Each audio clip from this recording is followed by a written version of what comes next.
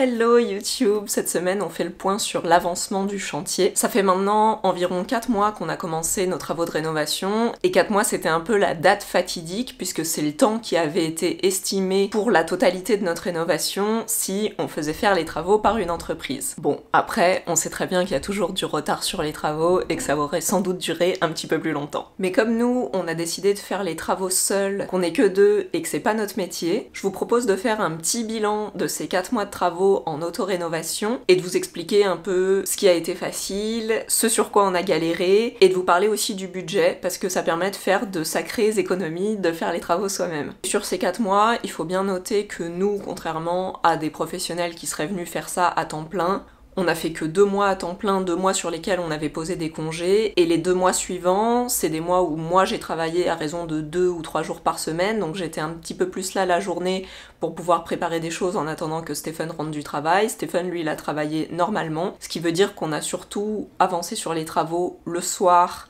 et le week-end, en sachant que le soir, à partir de 19h30-20h, c'est compliqué de faire du bruit, et le dimanche, pareil.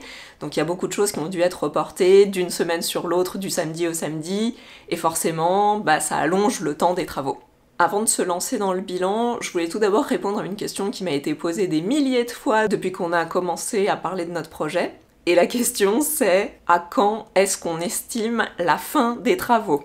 Alors, on s'est lancé dans ce projet sans se mettre la pression. Notre but c'est pas de finir les travaux le plus vite possible. On a envie de prendre le temps, de se laisser le temps de réfléchir à chaque étape. On a envie de bien faire les choses. Donc au-delà du projet de rénovation, c'est aussi un projet de développement personnel, une occasion d'apprendre des nouvelles choses, et c'est super gratifiant de faire des choses soi-même, de construire des choses soi-même. Donc pour répondre à la question, on n'a absolument aucune idée de combien de temps ça va nous prendre de finir les travaux. On verra bien, parce que c'est aussi ça l'aventure.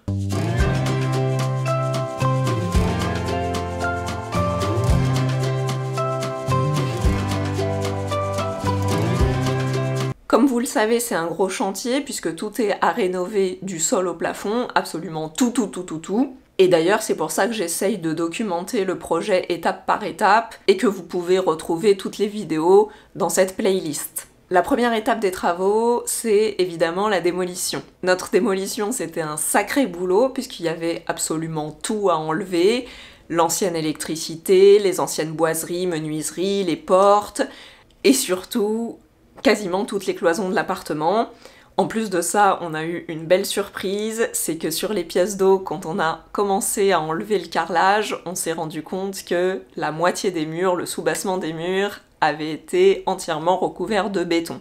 Donc autant vous dire que ça a été sacrément galère pour arriver à tout démolir. Notre démolition au total, elle a duré 1 mois, et c'était 1 mois à temps plein, puisqu'on avait posé des vacances ce mois-là pour avancer sur les travaux. Et en plus de ça, on faisait des sacrées journées parce qu'on était là quand même relativement tôt le matin, on partait tard le soir, on s'arrêtait même pas pour déjeuner, on était vraiment pressés d'avancer. Autant vous dire qu'on fait plus ça maintenant. La démolition, c'est pas vraiment difficile, parce qu'il n'y a pas à réfléchir, il y a juste à casser. C'est surtout très physique. D'ailleurs, pas besoin de faire du sport au moment de la démolition, Stéphane a perdu 4 kilos pendant cette partie du chantier. Ce qui est dur surtout, c'est que ça fait beaucoup de bruit, ça fait beaucoup de poussière. À la fin de la journée, on a des courbatures, on a mal aux mains. Ça fait des centaines de milliers de gravats et des centaines de sacs à descendre et à emmener à la déchetterie. Mais le plus difficile dans toute cette partie de la démolition, et ça va peut-être vous étonner, ce qui nous a posé le plus de problèmes, c'est les voisins. On a été vraiment très ennuyés par les voisins dès les premiers jours de notre démolition. Pourtant, on avait laissé un mot pour prévenir qu'on commençait des gros travaux de rénovation, mais comme l'appartement, il a anciennement appartenu à une vieille dame, et que dans la copro, c'est surtout des personnes âgées qui vivent, et tout le monde a connu cette dame, et tout le monde a été là pour l'aider, lui faire ses courses, passer du temps avec elle. En fait, les gens ont l'impression que l'appartement leur appartient un peu, et du coup qu'ils ont un droit de regard sur ce qui se passe à l'intérieur. Donc on a été très embêtés par tous les gens qui se sont permis de venir frapper à notre porte, et de nous faire comprendre que globalement on n'allait pas faire ce qu'on voulait dans l'appartement. C'est un peu pénible parce que toi t'es là, t'es gentil, t'essayes de bien faire les choses, t'essayes de pas embêter les gens, et en fait Les gens ils te détestent alors que t'es même pas encore arrivé dans l'appartement. Il y a quand même une personne qui nous a accusé de jeter nos gravats par la fenêtre, parce que soi-disant elle retrouvait des gravats sur son balcon. Il y a un dénivelé d'à peu près 20 cm entre notre sol et la fenêtre et le balcon, donc c'est impossible de balayer tous nos gravats pour tout jeter par la fenêtre. Et puis, qui fait ça en vrai ? Surtout qu'ils nous ont vus des centaines de fois descendre les sacs à gravats et tout ça, donc enfin bon, c'était un peu déplacé comme genre de remarque. On a un autre voisin qui est venu pour nous dire que ça faisait genre 25 ans qu'il vivait là tranquille et qu'en gros on n'avait pas intérêt à l'embêter, qu'il supportait pas le bruit et donc on avait intérêt à marcher en chaussons, et qu'en gros dès qu'on faisait tomber un truc sur notre sol, il l'entendait à l'autre bout de l'appartement et que ça le dérangeait. Ils nous ont fait venir le syndic pour vérifier ce qu'on allait faire comme travaux à l'intérieur de l'appartement. Enfin voilà, c'est le genre de choses en fait, déjà t'arrives dans un nouvel immeuble, c'est compliqué, t'es en train de faire tes travaux, et en plus les gens ils sont là pour te mettre des bâtons dans les roues. Donc pas très cool, et ça nous a aussi fait perdre beaucoup de temps sur la démolition. Pour la démolition, on a dû acheter pas mal d'outils parce qu'on n'était absolument pas équipés avant de commencer les travaux. C'est des outils qui vont évidemment resservir sur d'autres parties du chantier, mais vu qu'on les a achetés au moment de la démolition, on va les compter dans le budget de démolition. Il faut savoir que sur les devis qu'on avait fait faire par des entreprises avant de commencer les travaux, le budget démolition à prévoir se situait autour de 11 000 €, ce qui est quand même énorme. Et nous, ce qu'on a dépensé en termes de budget démolition, ça se situe plutôt autour de 600-700 €. Alors il y a une vraie différence en termes de prix. Après, ce qui compte aussi, c'est la main-d'œuvre et le temps.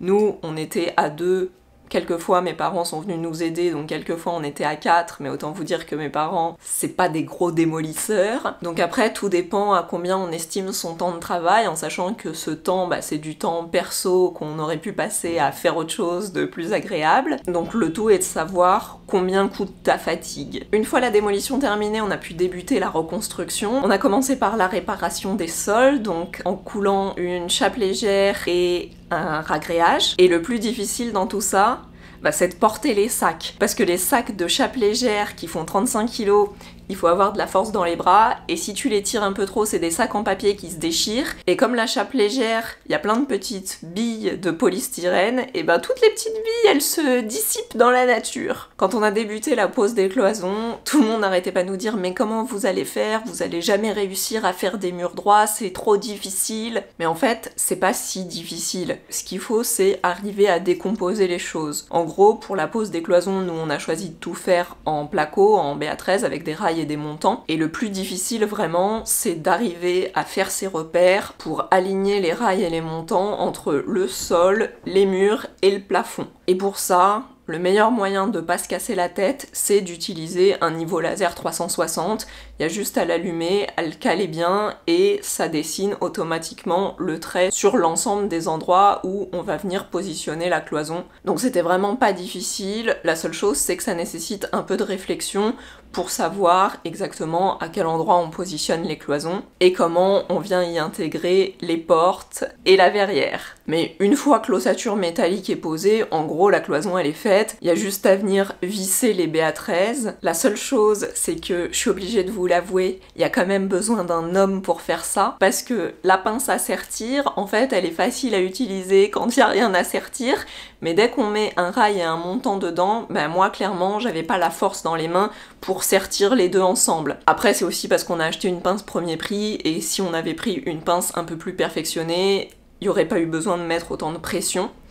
Et pareil pour visser les plaques de BA13 sur les ossatures métalliques, ça demande un peu de force dans les bras pour aller appuyer la vis et pour qu'elle traverse le métal, et ça c'est un peu difficile aussi, et moi j'arrivais pas à le faire. Mais je pense que pour des filles qui ont un peu plus de poigne et un peu plus de force que moi dans les bras, c'est tout à fait réalisable. La seule chose c'est que c'est beaucoup plus pratique d'être deux, et honnêtement j'ai un grand respect pour les mecs qui font ça tout seuls, parce que je sais pas comment ils font. T'as jamais assez de mains, jamais assez de bras, donc chapeau. Donc finalement, la pose des cloisons, on a trouvé que c'était beaucoup plus facile et beaucoup plus rapide que prévu, et on n'a vraiment pas beaucoup galéré. Par contre, quand on commence à reconstruire, il faut penser à anticiper ses achats, et nous, c'est ça qui nous a beaucoup retardé aussi sur notre reconstruction, parce que en temps de confinement, de couvre-feu et en tant que particulier, tu peux pas avoir les choses tout de suite. On est dépendant des délais de livraison, des approvisionnements en magasin, et nous, contrairement aux professionnels, on n'a pas accès à la plateforme du bâtiment ou des magasins spécialisés qui ont souvent plus de stock ou des délais plus réduits. Et comme on est obligé de faire nos achats en GSB, en grande surface de bricolage, comme Leroy Merlin, on a aussi pas mal acheté chez Point P ou sur Amazon ou sur Internet. Mais il faut bien se rendre compte que chaque chose qu'on n'a pas commandée à temps, on se prend facilement 3 semaines de délai sur l'avancement des travaux. L'avantage par contre de faire tout soi-même, c'est qu'on peut facilement changer d'avis. Il y a vraiment beaucoup plus de souplesse, tu peux décider que t'as envie de bouger ta cloison de 10 cm, de rajouter des prises à l'extérieur, de rajouter une verrière, de changer la taille des portes, et en passant par un artisan, chaque demande de changement c'est à peu près plus 700 € sur la facture, alors que quand on fait ça nous-mêmes, l'avantage c'est que ça nous coûte rien de plus. Mais encore une fois, ça rajoute du délai pour la commande des nouveaux matériaux et aussi parce que ça nécessite un peu plus de réflexion et de changer un petit peu les plans.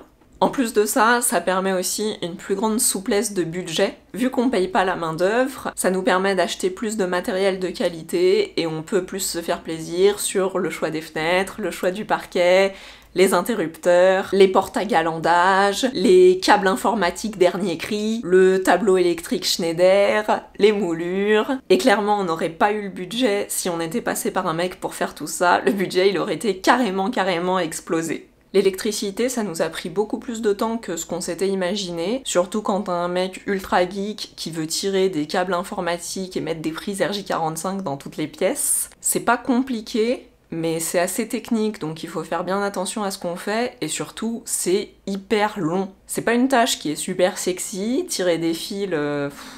Franchement, moi j'ai trouvé ça un peu relou. Et en plus, tu vois pas vraiment la différence, parce que autant quand tu montes une cloison, ça fait une vraie différence tout de suite et tu te dis « Ouah, j'ai trop avancé », alors que tirer des fils, en fait, ça met plus le bordel, parce que avant c'était à peu près rangé, et quand tu commences à tirer l'électricité, il y a des fils qui pendouillent un peu de partout au plafond, donc l'appartement il est encore plus en bordel, et t'as l'impression de pas du tout avancer. Donc c'est un peu frustrant aussi.